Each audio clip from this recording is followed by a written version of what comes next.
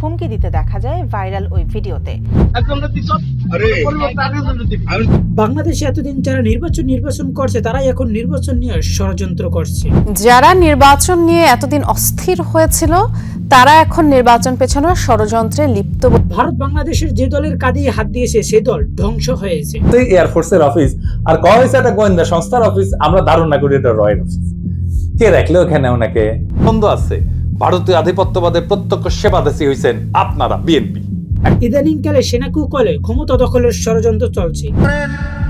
জনগণের সমর্থন পাবো না, তাহলে বাঁকা পথে প্রশাসনিক কুর মাধ্যমে আমরা নির্বাচনের ক্রেডিট হাইজ্যাক করব। এই বিষয় নিয়ে বিস্তারিত কথা বলার পূর্বে একটি কথা বলতে চাই, যারা কোন পর্যন্ত আমাদের এই চ্যানেলকে সাবস্ক্রাইব করেন নাই অবশ্যই আমাদের এই চ্যানেলকে সাবস্ক্রাইব করবেন, আর যারা ফেসবুক পেজ থেকে দেখতে আসেন অবশ্যই ফেসবুক পেজটা ফলো করে রাখবেন। ভিডিও ভালো লাগলে একটি লাইক করে যাবেন, ভিডিওটা ভালো না লাগলে একটি ডিসলাইক করে যাবেন। নিজস্ব কোনো মন্তব্য থাকলে অবশ্যই নিচে কমেন্ট বক্সে আমাদেরকে জানাই যাবেন। অপকর্মের দায় নিয়ে ফ্যাসিস্টরা পালিয়েছে, তবে আরেক দল চাঁদাবাজিতে মাঠে নেমেছে। তারা কোনো সংস্কারে রাজি না, গণভোটেও সম্মতি নেই, তবে কেউ নির্বাচন বানচালের চেষ্টা করলে তাদেরকে শক্ত হাতে প্রতিরোধের হুঁশিয়ারি। বাংলাদেশের রাজনীতিতে এতদিন যারা নির্বাচন করছে তারাই এখন নির্বাচন পিছনের ষড়যন্ত্র করছে। কেননা দিন যতই যাচ্ছে ততই তাদের জনপ্রিয়তা কমছে এবং তাদের ভোট গণনা কমছে। তারা সব থেকে দুর্নীতি, ওয়ানিম, ঘুষ বাণিজ্য, চাঁদাবাজি থেকে শুরু করে সমস্ত অপরাধ করেছে এবং মানুষ অপরাধ দেখতে দেখতে অতিষ্ঠ হয়ে গেছে। জুলাই গণঅভ্যুত্থানের পরে মানুষ এতটাই অপরাধ দেখছে, মানুষ আর অপরাধ দেখতে চায় না। বাংলাদেশে একটি দল যারা অপরাধ করতে করতে মানুষকে অতিষ্ঠ করেছিল, কিন্তু জুলাই অভ্যুত্থানের পর বাংলাদেশের মানুষ মনে করেছিল তারা স্বাধীনভাবে থাকতে পারবে, চাঁদাবাজ মুক্ত একটি বাংলাদেশ করতে পারবে। কিছুদিন আমাদের বাংলাদেশ চাঁদাবাজ মুক্ত ছিল, চাঁদাবাজি হইতো না, মানুষ হয়রানি হইতো না, মানুষ কষ্টে ছিল না। কিন্তু জুলাই গণঅভ্যুত্থানের কিছুদিন পর আবার চাঁদাবাজি শুরু হয়ে যায়, আর চাঁদাবাজি দেখতে দেখতে মানুষ অতিষ্ঠ হয়ে গেছে। এখন মানুষ কোনোভাবেই চায় না চাঁদাবাজরা আমাদের বাংলাদেশের ক্ষমতায় যাক এবং তারা সরকার গঠন করুক। আর আমাদের বাংলাদেশে বর্তমান সব থেকে বড় দল, সব থেকে বেশি অপরাধের সাথে জড়িত, সব থেকে বেশি চাঁদাবাজির সাথে জড়িত, সাধারণ দলের কর্মী পর্যন্ত চাঁদাবাজি করে। যে সমস্ত নিরপেক্ষ মানুষরা বলেছিল তারা ওই দলকে ভোট দেবে, এখন তারা বাধ্য হয়ে বলছে আমরা কোনো সময় কোনোভাবে ওই দলকে ভোট দেবো না। কারণ আওয়ামী লীগ যাওয়ার পর তারা এখন দ্বিতীয় আওয়ামী লীগ হয়েছে। আওয়ামী লীগ যে সমস্ত অপরাধ করে নাই, তারা সেই সমস্ত অপরাধ করেছে ক্ষমতায় যাওয়ার আগে। তারা যদি ক্ষমতায় যায় তাহলে জনগণকে কি পরিমাণ সাজা দেবে এবং কি পরিমাণ মানুষকে হয়রানি করবে সেটা এখন মানুষ বুঝে গেছে।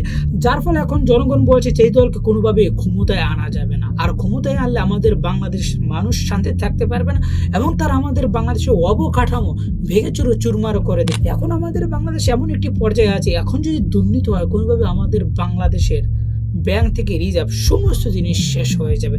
তাই আমাদের বাংলাদেশের জনগণ চাই এমন একটি দল ক্ষমতায় আসুক যে দল দুর্নীতি, ওয়ানিম, ঘুষ বাণিজ্যের সাথে জড়িত না, যারা চাঁদাবাজি করে না, জনগণের কথা ভাবে, মানুষের কথা ভাবে এবং জনগণের কাতার আইসে তারা রাজনীতি করতেছে, সে দলকে আমাদের বাংলাদেশের মানুষ এবং জনগণ ভোটে চায়। এই কারণে যে সমস্ত রাজনৈতিক দল আমাদের বাংলাদেশে জুলাই গণঅভ্যুত্থানের পর নির্বাচন মিছিল মিটিং সব জায়গায় নির্বাচন, আপনি রোজা রাখছেন, আমরা নির্বাচন চাই তারপর রোজা রাখবো, আপনি কিছু করেছেন, আমরা আগে নির্বাচন চাই তারপর এটা করবো, সব জায়গায় নির্বাচন বলছে, সে দল এখন নির্বাচন নিয়ে ষড়যন্ত্র করছে এবং নির্বাচন পিছিয়ে যাক তারা এখন এটা বলছে এবং তারা এখন এটা চায়। সেটা এখন দিবালোকে স্পষ্ট হয়ে গেছে আমাদের বাংলাদেশের এই সমস্ত দলের কার্যক্রমের মাধ্যমে।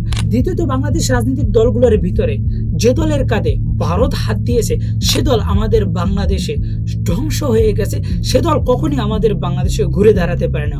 তারা কিছু সময়ের জন্য ক্ষমতার কাছাকাছি গিয়েছিল, যেমন আমাদের বাংলাদেশে আওয়ামী লীগ, তারা ক্ষমতার কাছাকাছি গিয়েছিল এবং ক্ষমতায় গিয়েছিল, কিন্তু ভারত তাদের কাঁধে হাত দিয়েছে। সে দল এখন আমাদের বাংলাদেশে ধ্বংস হয়ে গেছে। যে দলের নাম শুনলে এখন মানুষ গালি দেয়, এখন মানুষ বলে তুই মানুষ না আওয়ামী লীগ, মানে এটা একটা গালির থেকেও বেশি খারাপ। মানুষ কুকুরের বাচ্চার সাথে আওয়ামী লীগের তুলনা করে। এটা শুধু একটি উদাহরণ না, আমাদের বাংলাদেশে আরেকটি উদাহরণ আছে যে দলটা একেবারে ধ্বংস হয়ে গেছে, যে দলের মানুষকে মানুষ দেখলে ঘৃণা করে, সে দলের মানুষকে বাংলাদেশের মানুষরা দেখলে বলে তারা হলো 12 বাতারি। যে দল তাদেরকে বেশি সিট দেবে, যে দলের কাছে গেলে তারা ক্ষমতার বেশি কাছাকাছি যাইতে পারবে, তারা সেই দলের সাথে জোট করে। সেটা হলো আমাদের বাংলাদেশের জাতীয় পার্টি 12 বাতারি। তারা সবার খাটে সয়। ইদানিং গেলে আবার নতুন করে ভালো হাত দিয়েছে বিএনপির কাঁধে। এখন দেখছেন বিএনপির যতই দিন যাচ্ছে ততই তাদের জনপ্রিয়তা কমছে। আর আমাদের বাংলাদেশে যারাই জুলাই গণঅভ্যুত্থান করেছিল তাদের সকলেই ভারত বিরোধী। তারা সকল বিষয়ে ছাড় দিতে পারে, কিন্তু দুইটা বিষয় তারা কোনো সময় ছাড় দিতে পারে না যারাই জুলাই গণঅভ্যুত্থান করেছে। প্রথমটি হলো ভারত, দ্বিতীয়টা হলো আওয়ামী লীগ। যারা ভারতের কাছাকাছি যাবে তাদেরকে আমাদের বাংলাদেশের জনগণ এবং তরুণ সমাজ ঘৃণা করে, এবং ভারতীয় হলো আমাদের বাংলাদেশের একমাত্র শত্রু, যার কারণে আমাদের বাংলাদেশে যেই কয়টি স্বৈরাচার জন্ম নিয়েছে তাদের কারণেই জন্ম নিয়েছে। ভারত যদি তাদেরকে সাহায্য সহযোগিতা না করতো তাহলে 1971-এর পর থেকে এখন পর্যন্ত আমাদের বাংলাদেশে কোনো স্বৈরাচারই হতো না। আমাদের বাংলাদেশের প্রথম স্বৈরাচার যেটা হয়েছে সেটা ভারত আশ্রয় দেওয়ার কারণে প্রথম স্বৈরাচার জন্ম নিয়েছে, সেটা হলো শেখ মুজিব। তারপরে দ্বিতীয়বার আমাদের বাংলাদেশে যে স্বৈরাচার জন্ম নিয়েছে সে হলো এরশাদ, সেটাও ভারতের দয়ায় সে স্বৈরাচার হয়েছে, ভারতের কারণে সে ক্ষমতার কাছাকাছি গেছে এবং আমাদের বাংলাদেশের প্রধানমন্ত্রী ছিল। তৃতীয় যে স্বৈরাচার হয়েছে আমাদের বাংলাদেশে, সেই স্বৈরাচারই হয়েছে ভারতের কারণে, সেটা হলো স্বৈরাচারী হাসিনা। হাসিনা তো আমাদের বাংলাদেশে এমনভাবে ভারতের জন্য কাজ করেছে সেটা একালে দিবালোকে স্পষ্ট হয়ে গেছে, এবং সে স্পষ্ট ভাষায় বলেছে আমরা ভারতকে যা দিয়েছি তা কখনো ভারত ভুলতে পারবে না। স্পষ্ট ভাষায় সংবাদ সম্মেলনে এই কথা বলেছে। তাই ভারতের কাছাকাছি আমাদের বাংলাদেশ যে সমস্ত দল যাবে তাদের জনপ্রিয়তা আমাদের বাংলাদেশে কমবে, এবং যারা আমাদের বাংলাদেশে জুলাই গণঅভ্যুত্থান করেছে তারা কোনোভাবেই ভারতকে পছন্দ করে না। এখন আমাদের বাংলাদেশে একমাত্র শত্রু এবং তরুণদের এবং আমাদের বাংলাদেশের গণতান্ত্রিক যে সমস্ত মানুষ আছে সমস্ত মানুষের একমাত্র শত্রু হলো ভারত, এবং ভারতের কাছাকাছি যারাই যাবে তারাই আমাদের বাংলাদেশের জনগণের শত্রু, আমাদের শত্রু। এই কথা শুধু আমি বলছি না, আমাদের বাংলাদেশের সমস্ত পলিটিক্যাল অ্যাক্টিভিস্ট, সাংবাদিক হোসেন থেকে পিনাকি ভট্টাচার্য, কনক সরোয়ার থেকে শুরু করে যত আমাদের বাংলাদেশের পলিটিক্যাল অ্যাক্টিভিস্ট আছে সকলেই বলছে ভারত আমাদের বাংলাদেশের একমাত্র শত্রু, এবং আমাদের বাংলাদেশের তরুণরা বলছে ভারতের মতো বন্ধু যে রাষ্ট্রের আছে সেই রাষ্ট্রের আর কোনো শত্রুর দরকার নেই, শত্রু হিসাবে ভারতই যথেষ্ট।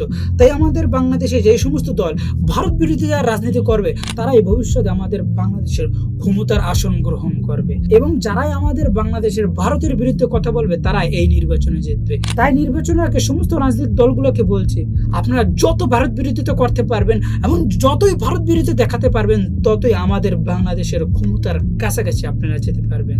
তাই ভালো থাকবেন, সুস্থ থাকবেন, চ্যানেলের পাশে থাকবেন। যারা এখন প্রথম আমাদের এই চ্যানেলকে সাবস্ক্রাইব করেন অবশ্যই আমাদের এই চ্যানেলকে সাবস্ক্রাইব করবেন। আমাদের বাংলাদেশ যারা দুর্নীতি ওয়ারিং ঘুষ বাণিজ্য করে এবং যারা ভারতের কাছাকাছি যাইতে চায় তাদের বিরুদ্ধে আমাদের কথা বলতে হবে, এবং সামনে নির্বাচনে আপনারা তাদেরকেই ভোট দেবেন যারা ভারত বিরোধিতা করবে এবং যারা ভারতের বিপক্ষে কথা বলবে এবং ভারতের সাথে চোখে চোখ মিলিয়ে কথা বলবে তাদেরকে আপনারা ভোট দেবেন। যারা দুর্নীতি ওয়ানিম ঘুষ বাণিজ্য চাঁদাবাজির সাথে জড়িত না তাদেরকে আপনারা ভোট দেবেন। আপনি কি এমন একটি বাংলাদেশ বানাতে চান যে বাংলাদেশ হবে দুর্নীতি মুক্ত বাংলাদেশ, নাকি আপনি দুর্নীতি ভরা বাংলাদেশ চান, সর্ব জায়গায় সর্বক্ষেত্রে দুর্নীতি দেখবেন এমন একটি বাংলাদেশ চান? এমন বাংলাদেশ বানাতে চাইলে আপনি কাদেরকে ভোট দেবেন সেটা আপনাদের কাছে এখন দিবালোকে স্পষ্ট হয়ে গেছে। জুলাই গণঅভ্যুত্থানের পরে কারা আমাদের বাংলাদেশ দুর্নীতি ওয়ানিম ঘুষ বাণিজ্যের সাথে জড়িত হয়েছে সেটা আপনাদের কাছে এখন দিবালোকে স্পষ্ট হয়ে গেছে। তাদেরকে ক্ষমতায় নিয়ে আমাদের বাংলাদেশকে দুর্নীতিতে আবার চ্যাম্পিয়ন করতে চান কিনা সেটা আপনার হাতে রয়েছে, নাকি দুর্নীতি মুক্ত বাংলাদেশ, স্বাধীন চেতা বাংলাদেশ আপনি মন খুলে কথা বলতে পারবেন, আপনার অধিকার কেউ কেড়ে নিতে পারবে না, আপনার অধিকার আপনার কাছেই থাকবে, এমন একটি বাংলাদেশ চান? সেটা অবশ্যই নিচে কমেন্ট করে জানাবেন। তাই যারা এখন প্রথমে আমাদের এই চ্যানেলকে সাবস্ক্রাইব করুন অবশ্যই চ্যানেল সাবস্ক্রাইব করুন, আর যারা ফেসবুক পেজ থেকে দেখতে আছেন অবশ্যই ফেসবুক পেজটা ফলো করে রাখবেন। ভিডিও ভালো লাগলে একটা লাইক করে যাবেন, ভিডিও ভালো না লাগলে ডিসলাইক করে যাবেন। নিজস্ব কোনো মন্তব্য থাকলে অবশ্যই নিচে কমেন্ট বক্সটা আপনাদের জন্য মুক্ত, অবশ্যই নিচে কমেন্ট করে আমাদেরকে জানাই যাবেন।